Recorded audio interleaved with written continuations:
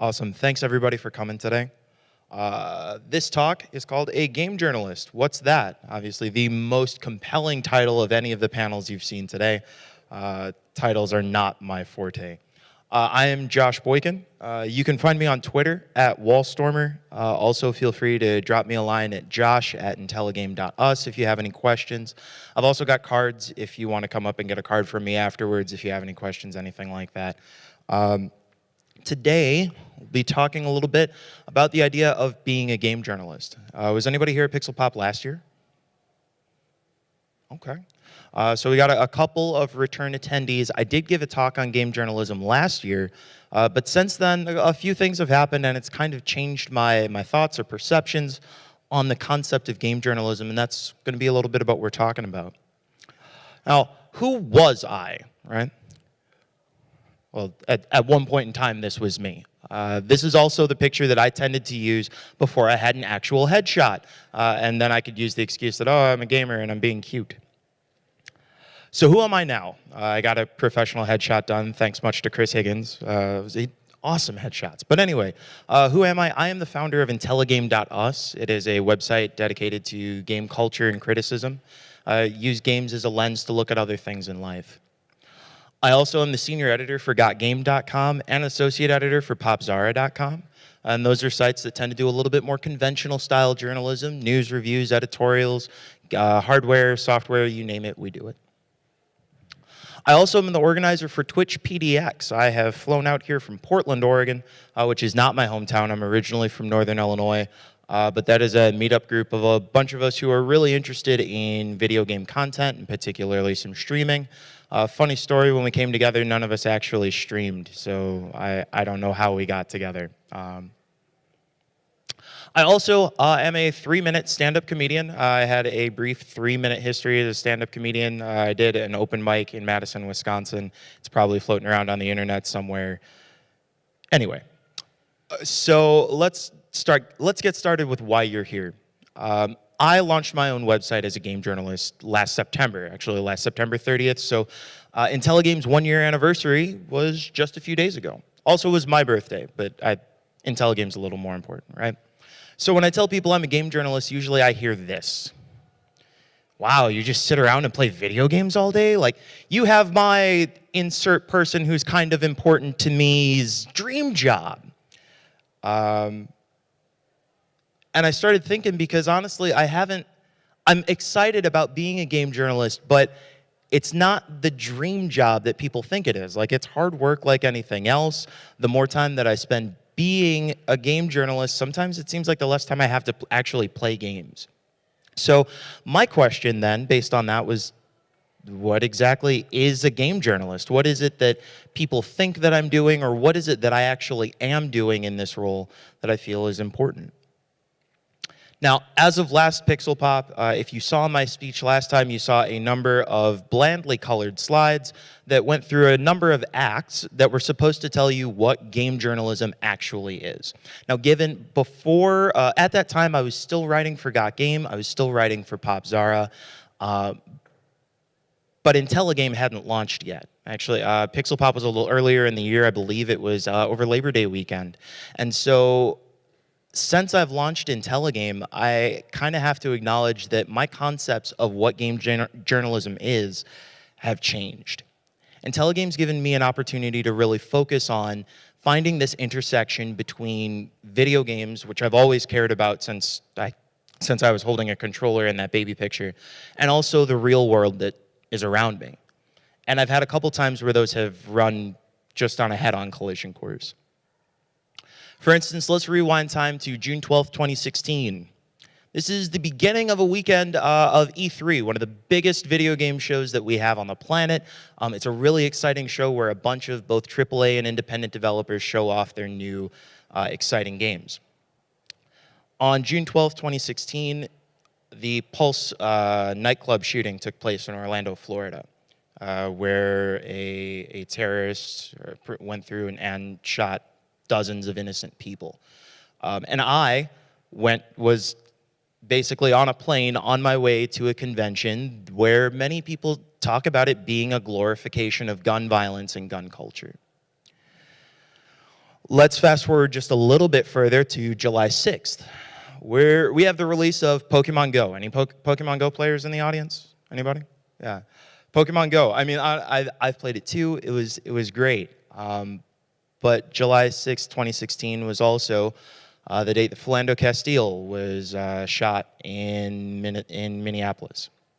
And there was this part of me that just could not rectify these two things happening at the same time. How can something that I'm so excited about, like E3 or like Pokemon Go, how do I deal with this conflict that I also see in these current events and these tragedies that are happening?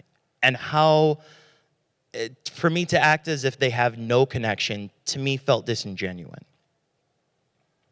So these events, as well as many others that have taken place over the past year, in my experience with Intelligame, have affected me.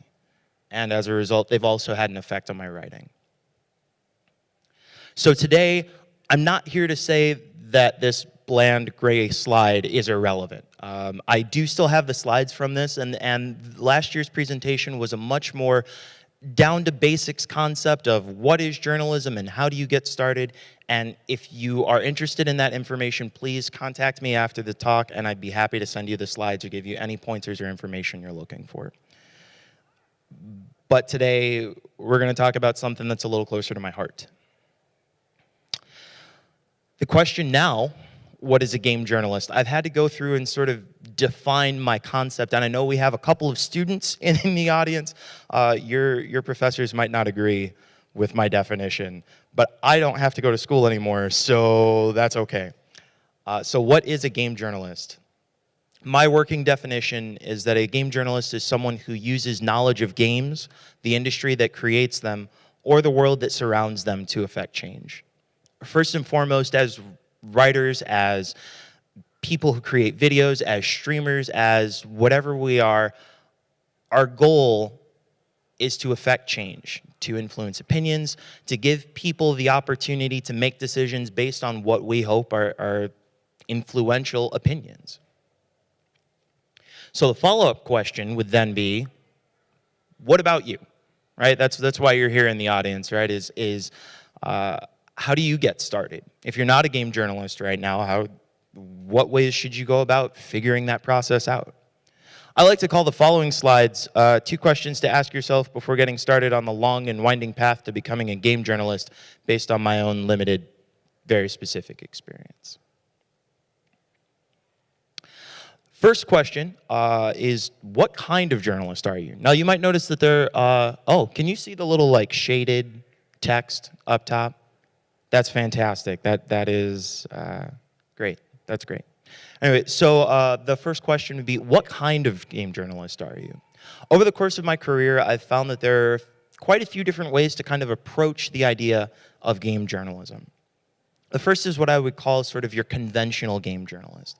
This is writing news, reviews, editorials. This may be to either incentivize purchase of games, create excitement around a game. These are things that you read all the time, maybe in Kotaku, IGN, GameSpot, any number of your favorite blogs or websites where it's really just meant to kind of get you jazzed about the concept of a game. From there, I would also say that there is a sort of investigative journalist, where you're putting together articles to either increase visibility of a particular set of issues, to create accountability within the industry, or to raise awareness about a particular situation or scenario. A lot of sites that I tend to follow that I think have good investigative journalism, Kotaku posts things on occasion that I'm a fan of, as well as GameIndustry.biz, and Gama Sutra, which has a number of articles that are written by people in the industry. The third piece, which I think is a little bit more my speed, is what I would call the exploratory journalist. These are things that are essays or commentaries, other styles of media that are used to really help create connections between different items and also tell stories. This is a lot of what you would find on Intelligame. A lot of the articles that I tend to gravitate to, I want to help people understand why I have a love for games. So I tell stories about games like Firewatch and why it's so important in this In this first person, they call them walking simulators, right? These very narrative-based games. And it's hard for a lot of people to see the value in a game where you don't have a high score or are racking up kills. But by creating essays and media that allow us to make these connections between games and the real world around us, it also helps people have a better understanding of why they should play those games themselves. Question number 2. If you're going to get started as a game journalist, you should really ask yourself, why am I doing this? Are you looking to make money from your writing? We should probably make this a note that if you're looking to make money from your writing in any situation, you should really ask yourself, you're like, am I doing the right thing here? And that's not to say that you shouldn't write. Writing is very important. Just understand that there are more lucrative careers out there. Unless you're like J.K. Rowling, who, yeah, she killed it. But anyway, so if you're going to ask this, you ask yourself this question, am I looking to make money from my writing? Your follow-up question, how much? If I'm going to be a game journalist, am I using this as my primary income? Am I going to make this my lifestyle? Am I planning on using this to supplement my income and still work part-time, full-time? Are you trying to be a game journalist to create a path into the game industry? I know a number of people who got their start working for companies like 2K or Capcom by being game journalists, by covering events, going out and writing coverage about games, because it allows you to network efficiently with a lot of people who are in the industry. And the more precisely and the more repeatedly that you can have those interactions, the better those segues are when you decide that you're going to make your transition into gaming. Also, are you trying to develop your own brand or business? And to what end? When I launched Intelligame last year, I wasn't really sure. I knew I wanted to start a game website. I knew I always wanted to start a game website, but I didn't really have an idea of why I was doing it. Did I want to, do I want to be the next IGN? Do I just want there to be a voice out there, a place where I can speak? I say that you ask yourself these questions because it gives you a lot more focus as you develop as you put your time forward and develop your craft. So overall, what I'm trying to tell you is plan. Just really have a fantastic plan about what it is you're going to do. Now, given you should be writing about game journalism, you should be writing about games because you love games, but don't go into it blind, because there are a million other people doing the same thing, and we've all read any number of friends' blogs, random websites where you get a couple of views and that's all she wrote. If your idea is that you just want to get your viewpoint out there, then that's great, and that's what you should shoot for. But if you're trying to get something with a little more traction, it's going to take a good plan. So let me give you a few hopeful hints before we start opening up the floor to any potential questions. I also like to call this follow-up section things I really still need to learn myself that don't just apply to game journalism. Funny fact, just because you're on a podium doesn't mean you're getting it all right. And feel free to ask me for more information about any of this afterwards. Plan with timelines. I know I said plan before, but it's really important for you to have consistent, set timelines about when you want to create things. If you want to launch your own website, do you want to launch it by November? Do you want to launch it by February? The more precise you can put a timeline, the more you can create your guidance to make sure that by the time you get to the end, you're producing what you want. Also, actually get started. I actually bought the domain for Intelligame.us roughly a year before I actually launched the website. And partly it was just because I was afraid to get started. I knew that I had the technical resources, but I was like, oh, well, maybe I need to tweak this other thing. Maybe I need whatever. Just go ahead and get started. You can continue with the planning, but you have to make forward motion. And it gets moving faster than you think. Also, I would recommend find strength in numbers. There is a real benefit to not going it alone and having somebody who you can work with, who can talk to you, or at least make you feel better on bad days, if not actually help you create content.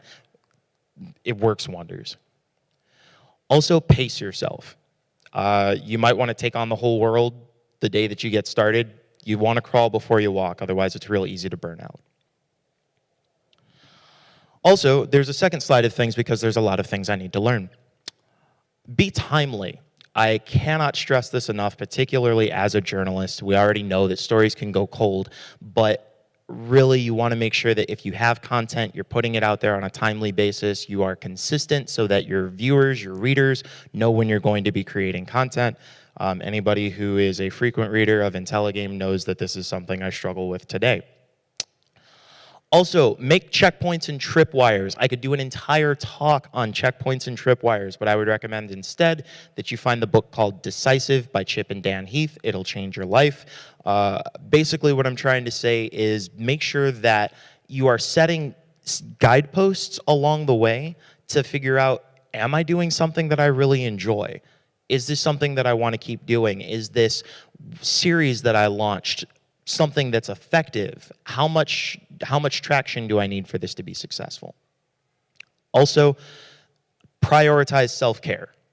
When you're creating anything on the internet, you're going to find assholes. I don't know if I'm okay. If it's too late, I already said it. Honestly, take time for yourself. Take time to breathe. Take time to unplug, take time to meditate, take time to be around friends, take time to remind yourself that what you're doing on the internet is only a part of who you are. And I would also recommend, if you're not seeing a therapist, consider seeing a therapist. Everybody can use a therapist, but prioritize that ability to take care of yourself. Overall, you'll hear this a bunch of times from a bunch of PixelPop speakers, make what you love. Because whether you get 30 views or 30 million views, if you're making something you're proud of, then it's okay. If you're looking to find me afterwards, Let's Intelligame is on social media. Let's Intelligame on Twitter. Let's Intelligame on Facebook. Also, Let's Intelligame will be on Twitch. That's coming pretty soon. I'm excited about that.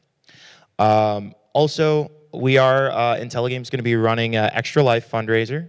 You can learn more about Extra Life at extralife.org. You can also join the Intelligame team if you want to help us fundraise at extralife.org. Our game day is November 5th. I'll be doing a 25-hour live stream because it's not Groundhog Day. What's the one? Daylight Savings Time. That's the one. It's Daylight Savings Time, so it'll be a 25-hour gaming marathon.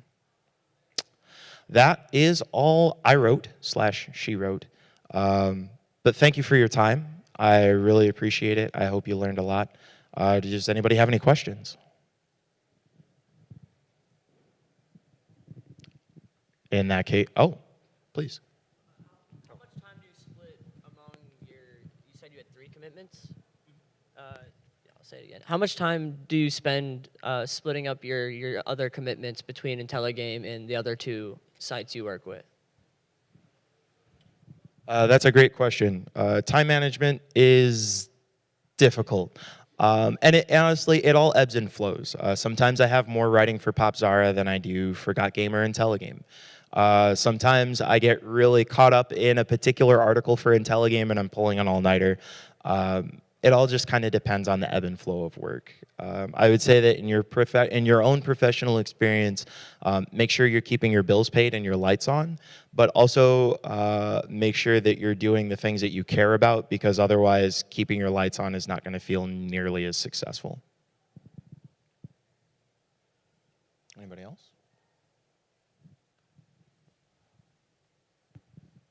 You brought up an interesting point about trying to do this kind of upbeat coverage and this kind of positive job when terrible things happen, around the world all the time.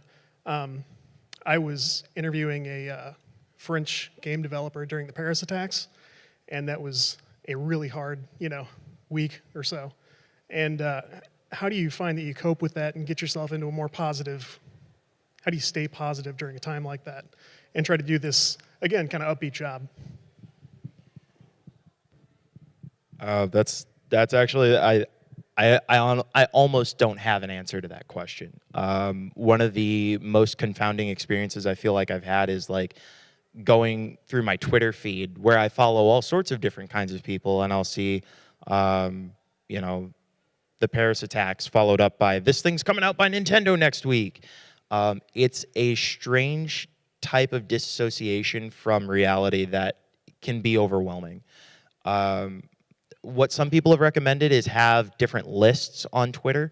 Have a list for your gaming things and a list for your news so that you don't have to forcibly run those two into each other. But for me, I would say my best idea was that I just, Intelligame is, I'm lucky in having Intelligame in that it gives me an opportunity to explore both. When Pokemon Go came out, both of those situations I referenced earlier, I wrote direct articles to, and that was part of my healing, grieving, dealing process. But I think for people who don't have that luxury, I think it's important to take time at the beginning to process that information, to feel what you're going through, and then also do something to kind of remind you that there's some positivity in the world. Walk away and play Pokemon Go, call a friend, whatever. And then just kind of find your way back into the work because it is still there. And there are people who may be finding their success or their ability to cope through the work that you're doing. I think that's all we've got time for. But again, if you've got questions or anything afterwards, please feel free to come up. Thank you for your time. I really appreciate it.